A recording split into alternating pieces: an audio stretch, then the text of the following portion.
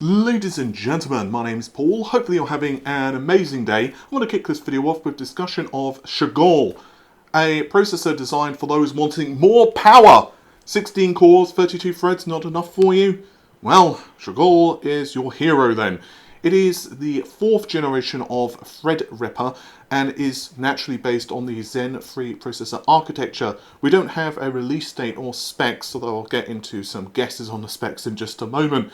But the existence of these CPUs have been confirmed by both Patrick and Kamachi on Twitter, and they normally have a really good track record. Honestly, I'd heard rumblings of this for quite some time, but it just makes sense because AMD themselves have confirmed in the past that they are not done with Threadripper, that they want to continue its legacy. It's been really successful for them, and it's actually kind of interesting because Threadripper had never been actually a plan originally.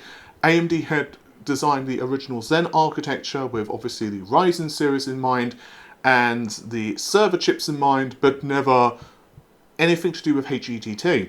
So Threadripper was kind of a passion project for certain individuals at AMD, and I think its success has been, well, pretty self-explanatory. As I mentioned just a moment ago, the specs haven't leaked yet, but given what we know about AMD's server chips, I think it's fair to say that it's still going to be based on 64 cores, 128 threads, with the other architectural improvements that we see with Zen.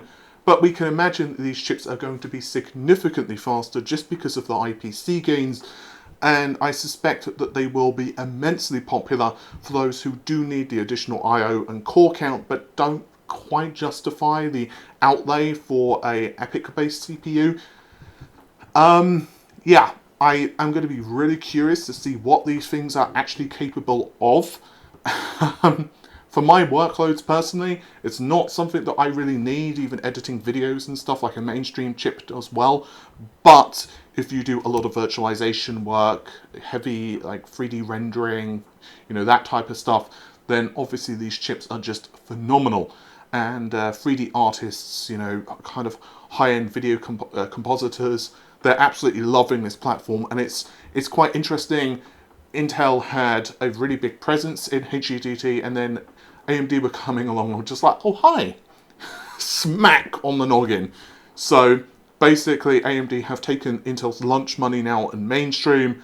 They are slowly chipping away at the server market, but servers are a little slower to kind of transition for reasons that we've discussed before. So at this point, Intel need to do a lot to kind of make up this, to just make up the ground.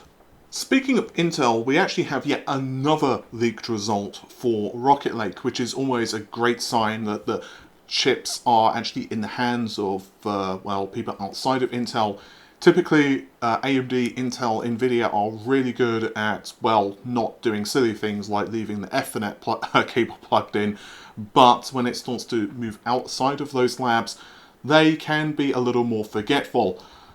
Although, honestly, it's not unheard of for these leaks to be an oops, did I do that? In other words, it's an accidentally on purpose leak. And I know that AMD, especially for the older Zen architectures like Zen 1, they did that a lot because they obviously were just behind. They wanted people to talk about the processors. But now AMD are being more secretive. And I'm not saying Intel are doing this, but I wouldn't be surprised if they are doing some oopses on purpose. Anyway, getting to the point, there's an Ashes of the Singularity benchmark result, and it's using an RTX 3080. Now, I will say that Ashes is not the best for giving us a comparison across different generations of chip, but still, the 11700K, I was about to say the 11900, but the 11700K chip is obviously very similar to the 11900, but from what we've gathered from leak specifications, the clock frequencies are less. It still retains the 8-core 16-thread, although in this case it's a KF chip, which is, from what we believe anyway, similar, albeit just with the iGPU disabled, if it's anything like Intel's other chips. So Leaked Bench has actually discovered this, so full credit to him. I will of course link his Twitter profile as well as the Ashes of the Singularity result. Now here they have scored with crazy preset, again with an RTX 3080, 11,300, and the frame rate is 114, and that's an average frame rate with the CPU frame rate of 126.7. I also decided to run Ashes of the Singularity on my own RTX 3080. This is with a 10900K, although I deliberately reverted the clock frequencies and everything else back to stock to give you a better indicator. Although I will say that there were a few things running in the background, so I probably could have squeezed a few more frames of out of the thing if I wanted to, because I was also running Shadow Play too, which obviously does impact performance. Nevertheless, in my result, I scored 10,800 and the frame rate is 109.6, with the CPU frame rate being 119.4. So basically, my result here is definitely a little bit behind what Intel have done, but because it is a higher resolution and they're using MSAA, it's also possible that they were using a more custom designed RTX 3080. I don't know, for example, if they were overclocking. I'm just using the Founders Edition card with everything running at stonks.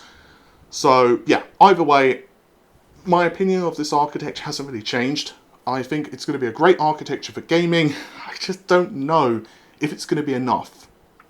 I know for many of you, there's just not much conversation at the moment with Rocket Lake. It's like, oh, that's nice, who cares? And I can't blame you, honestly, for the whole big fat meh. Like, if Intel win in gaming, let's say, you know, I'm playing devil's advocate and I'll play both sides just for a second. If Intel win in gaming, let's say 5-10% in frame rate, then I definitely imagine some people, if they're just building gaming systems, they will go with Intel. And the other benefit too is this may force AMD to cut the prices, or of course release the non-K SKUs or whatever they decide to do of the Zen 3 line for 8 cores and fewer, because obviously one of the problems with Zen 3, it's great, but the prices are a little higher perhaps than what many of us wanted to pay. So maybe that would be enough to do that, and that would be good. The negative is, I just think it's going to be at the massive expense of heat and power consumption. As I was discussing the power consumption figures yesterday, it's like, if you manage to win by 5-10%, okay, that might be worth it to some people, but if it's only a few percent in certain games and you're like gobbling down twice the power, it's like, you're winning, but is it really winning? I don't know at that point. Basically, I'll cover it with interest. I am interested to see what Intel do, but I'm going to have some level of skepticism until I get hold of one of these things, mess around with it myself. I think the major negative is that they still haven't fixed one of the fundamental things I've been whinging about on the platform for some time now. At least, you know, we think. It hasn't been officially announced yet. But I really wish that they just did away with this whole foolishness of K SKUs and all of that. Just make overclocking simple. Make it so that you don't have to have a Z board to, you know, enable the fancy stuff like, I don't know, complicated, really amazing overclocking utilities like, oh, I don't know, being able to touch the multiplier. If they didn't have that and it was just a simple, almost more AMD approach, I would actually be a little more hyped for Rocket Lake. As it is, I kind of feel like if Rocket Lake launched about the same time as Zen, they actually probably would have sold better, Zen 3 to be clear. But I worry for Intel that by the time they sell Rocket Lake, the Zen 3 shortages would have been resolved. So then you've kind of gotten yourself into this situation of, well, I can just get a 5600X or whatever processor easily. There's no real reason to go with Intel. I've got the upgradability with AMD. I'm going to do that. I don't know. I guess we'll just wait and see. And the last thing I really want to tackle in today's video, I can't believe I'm going to be saying this, KFC are releasing a gaming console. We'll go into the specs in just a moment, but I can't help but feel that this is a pretty damn good way to end 2020. It's like, well, yeah, they're releasing a console. Why not? The one benefit of this is that they might actually not have console shortages, which obviously have plagued Sony and Microsoft, although perhaps that's not actually true, and you'll learn why as we're going through the specs. So they are touting this to have features like hardware-based ray tracing. I'm sorry. They're touting this to have features like hardware-based ray tracing. If, when you boot this thing up, it doesn't have like ray trace chicken, I'm going to be really disappointed. I'm just saying. Like, I expect ray trace chicken, damn it. But yeah, so essentially we're looking at a console which features ray tracing support. It's got, sorry, it's just brilliant. It's got ray tracing support, virtual reality support. Sorry, just come on now. It's KFC making a console. That's just ridiculous. Okay, focus. You're a man of determination and will. We will get through this with professionalism. Okay, so let's have a look at the specs. This is actually an interesting partnership, being serious for a moment. So KFC are partnering with Cooler Master, which are synonymous with PCs, Intel, ASUS, and finally Seagate. And it actually utilizes a NUC 9 Extreme. I'll get into the specs of that in just a moment. And according to Cooler Master, the GPU will support 4K gaming and up to 240 Hz displays. Furthermore, there's mention of ray tracing. And get this part I find is quite cool. It's also upgradable. That's right, you can actually upgrade the GPU in the thing. At least according to what we have here. Now, one thing that's quite weird is that there's a DVI port, which could mean that this has an RTX 20, aka Turing GPU, or potentially it could be some special version of Ampere. I don't know. That's just a guess. There's no mention exactly of the specs of this thing. The console also has a terabyte of NVMe storage, and KFC are giving us fighting words. They're saying that it runs better than any console. Again, there's no mention of how much it will cost. They are not even stating whether they're going to put this thing available for sale, but still, it's technically speaking available. There's also a compartment which, well, you have a chicken chamber, because it will basically warm up the food while you're gaming, because, well, why not? Now, technically speaking, if they'd have used an 11900K and they overclocked an RTX 3090, they wouldn't even need to put a heating element in this thing. Just saying.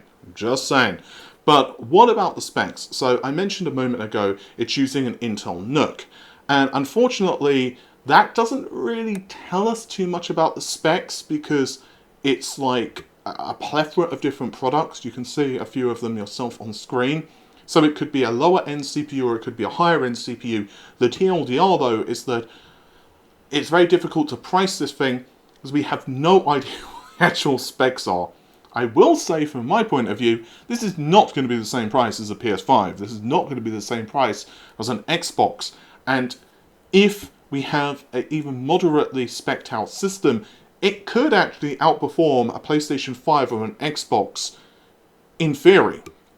It's not really a console in my opinion. I mean, technically speaking, it could have a console like OS. Maybe they're doing like, I don't know, like their own version of Steam, their own version of Linux, excuse me, and you can kind of do tons of stuff there, maybe like run Steam on it or whatever other crap. But it's basically just a PC. It's basically a PC in a slightly different case. You could think of it like a custom form factor build with, I guess, some proprietary software. Maybe they could run their own OS, like a custom version of Linux, as I just mentioned a moment ago. Is it cool? Yeah. Is it going to really challenge Microsoft or Sony? Well, naturally that comes down to games. And I highly doubt that KFC have really seriously reached out to games developers to do this. Maybe for all I know they do have their own custom OS. Like for example, Sony with the PlayStation 5 and PS4 even, it's basically using their own custom OS based on Linux, FreeBSD. So it's heavily modified for the PlayStation. They cut out a load of crap that they don't need, but ultimately it is essentially a modified version of that. So they could do similar for the KFC console. Will it be a thing they really heavily push? Honestly, it's probably just a marketing ploy, to be really honest. But it could be cool. If not, maybe like a limited edition thing, and they give away a few for like winning or whatever. That could be kind of cool, but I don't think this is really a thing that's gonna. You know, I don't think walking down to your local GameStop you're gonna see one of these. And one other small thing, I'm just gonna finish the video off with. So yesterday there was a rumor that Halo Infinite for the Xbox One had been canned, and it's just not. I mentioned in that video that I was highly skeptical that it was really cancelled. It seemed to me like either the artist was just abbreviating for the versions they were working on, or they had only worked on one version, and lo and behold, a developer has gone out and said, nope, we are not cancelling it. It's still a thing for both systems. And so, yeah, if you have an Xbox One, you're still going to be able to play Halo Infinite when we finally see it. With all of that said though, hopefully you have enjoyed the video. If you did, then of course subscribe to the channel and click the bell icon, because YouTube and notifications have a sketchy history at best. And I'll see you soon. Take care of yourselves. Bye for now.